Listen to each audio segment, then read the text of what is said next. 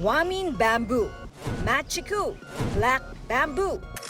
Ilan lang ang mga ito sa bamboo species na ipinakita sa mga lumahok sa 26th Learn and Earn from Bamboo Experts sa Carolina Bamboo Garden sa Sitio Tanzatu, Barangay San Jose, Antipolo City.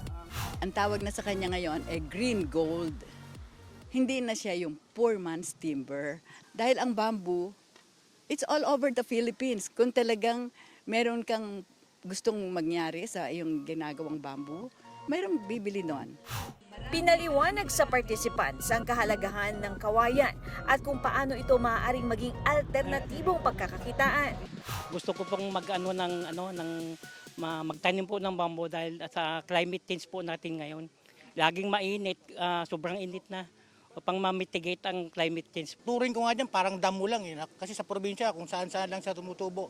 Now I know the important. Napakalaki.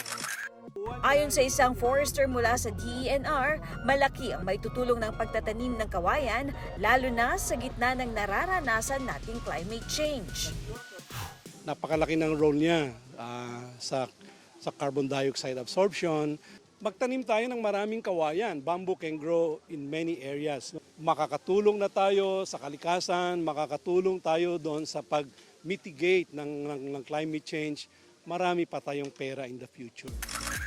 Para sa GMA Integrated News, Katrina Son, nakatutok 24 oras.